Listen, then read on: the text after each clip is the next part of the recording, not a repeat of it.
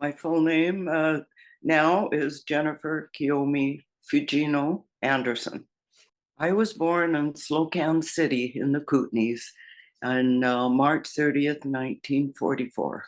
My parents' names in their birth certificates are Hideo Fujino and Haruo Fujino, but they have used English names, Frank and Helen, and most people know them by those names. Both my parents were born in Vancouver, BC. Well, actually, no, I thought they were both born in Vancouver, but I found a birth certificate of my father, and he was born in Eburn, BC, which I don't know if that city even exists today.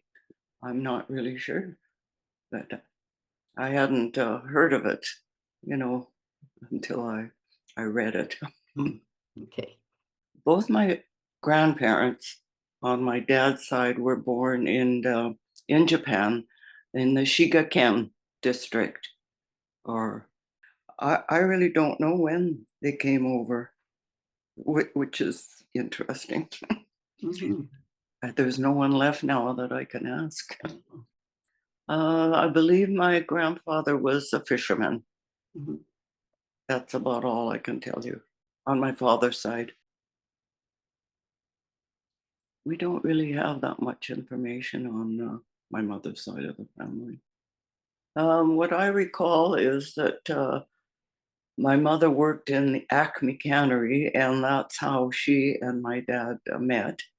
Because he was a fisherman. He was on, I remember him mentioning the Packer boats quite frequently. So I guess he was on the Packer boats, which actually I found out what they did was they took the fish from the men who fished them and put them on the Packer boats that had ice and whatever means to keep it fresh. And then the Packer boats took the fish to the canneries so that the fishermen who were actually doing the fishing could stay out there and continue to fish.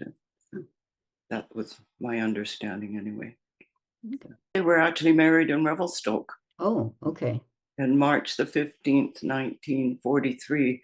And of course, they were in Slocan City at the time of the internment, where the Japanese were moved away from the coast.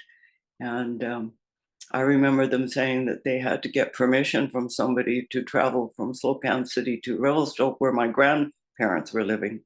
And they were married there. I don't know the story behind that either about when they left Vancouver and why, and you know, but that's how we ended up there is because my dad's parents were there. Mhm.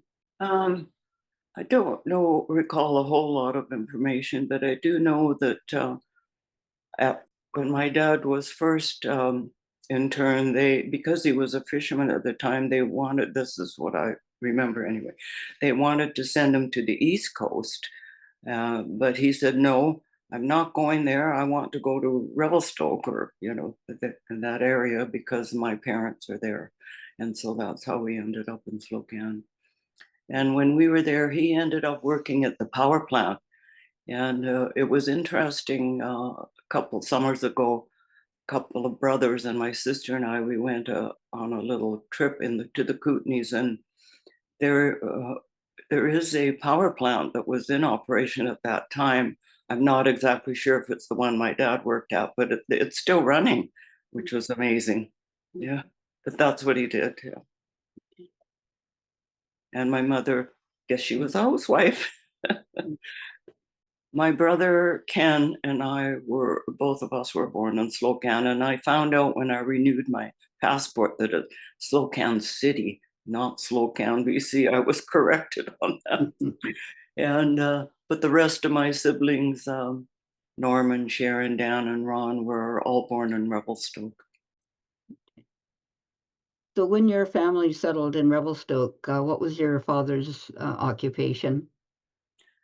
As far as I know, he was a carpenter, and he may have been self-taught. I believe probably he was, because I remember seeing two sets of books with quite a few volumes to them, covering just about everything you can imagine in carpentry. And I believe, and I never really asked him, but I believe that he was self-taught. But he worked for a number of different companies in Revelstoke building, and he was also finisher, carpenter as well. We lived on Edward Street. Well, yes, actually, the two addresses that we lived at were on Edward Street. And I don't know the numbers, but of the homes, but my grandparents lived where Norman's son lives now, Adam, and I don't know the address. And but when we first moved there, we lived on another piece of property that was, um, you know, where that grocery store is on the corner of 4th Street and Edward. Yeah, south It side. was the next property over from there that we lived on when my grandparents passed away, of course, and we moved into the home that they lived in. Some of the things I remember, I guess, are the games we used to play in the neighborhood. We used to get together with all the kids in the neighborhood and we played those group games, you know, like hide and seek, kick the can, ante I over. I don't know if you remember that one where you throw a ball or something over a house and you're supposed to catch it and throw it back, and tug of war, all those games that were popular back then. But yeah, no, it was fun, that part of it, yes. And of course, we were, let's see, once I got into my teens, I worked at McGregor's restaurant for a little while and as a waitress. And then I worked at Manning's for a little while as a waitress, and also at that Italian restaurant. What was it called? Tony's. Pardon? Tony's Roma. Roma restaurant. Roma. Yes, I worked there for quite a while too. So yes, that's what I did when I was there. But I do recall we had Christmas parties Mhm. every year in the Japanese community had a Christmas gathering. Yeah, that I remember now. But I can't give you much detail about what we did as a kid. We just played, I guess. And so, so. So, did you or anybody in your family have any experience of racism that Well, you remember? gosh, you know, I'm not sure about the rest of the family. If they did, I haven't heard anything from them. Personally, I don't recall any incidences per se. No, a lot of my friends were Italian because there was a large Italian community there, and so no, I don't really recall anything, you know, that really stands out. No, so Oh, so they that's were good. quite accepting in the community, I think, you know, because there were, like I say, a lot of Italians that had emigrated there as well as the Japanese were there, and so I don't know, it was all good. Mhm. I I have fond memories, really, or feelings, I should say, more of the memories about growing up there. So we did go to Sunday school. I remember there was a family that lived actually south of town, um, and we lived in the northern part of town, where they used to come up and they had a large family too. So that what they must have done was they must have gone to the church, dropped their kids off, and then continued on the way to our place, picked us up, and took us to church. And after church, they must have done the opposite. And their names were Olhausen. You've probably come across that name, and Yeah. you know, I have no idea where they are or if there are any family members left in town, but I do remember that. Yeah, and I really enjoyed going to Sunday school because they always had craft projects and whatnot. So It was a full gospel type of church, Okay. and I can't remember. Don't know the name of it. I should next time I'm in town. I should try to find it. Mhm. Oh, with my career schooling, I think in grade 9 or 10 or so, we had to do a report on what we wanted to do with our lives, a career or whatever. And my mom suggested becoming an X-ray technician, but that didn't really bother me. Physics was never my one of my good subjects in school, but I always liked chemistry and biology, so I decided that medical laboratory technology was something that would interest me. So that's what I pursued at BCIT, and then my practical was done in Kamloops Royal Inland Hospital.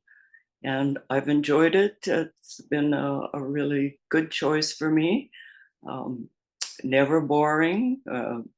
Always, every day was a new day. And it was great. I worked at Kamloops. Well, actually, once I graduated, I got a job at St. Mary's Hospital in New Westminster.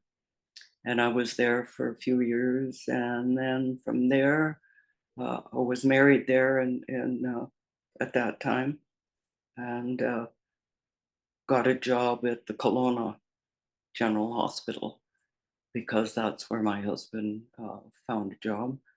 And so I was there at least for 2 or 3 years, and then we moved to Armstrong, and I ended up working in Enderby. Actually, they had a lab there at that time, a hospital and a lab, which they don't now. But that's where I worked for until I retired, actually for 20 plus years, and then retired there from there. So it was good. I enjoy my job. Yeah, it was you know, we at that time we didn't have lab aids, so we had to collect our own specimens, and so we had an outpatient department, and people would come to the department, and so you really got to know the community too, the different people, especially the regulars that came in for regular tests. I really enjoyed chatting and talking to them, getting to know them, and yeah, no, so that was good. But now, if you work in the lab, you don't take your own specimens, so you don't see the people that you are doing the tests on, which is too bad, but that's progress, right? No, and I'm happily retired, have been since 2002, and so that's great. It was a good life, really.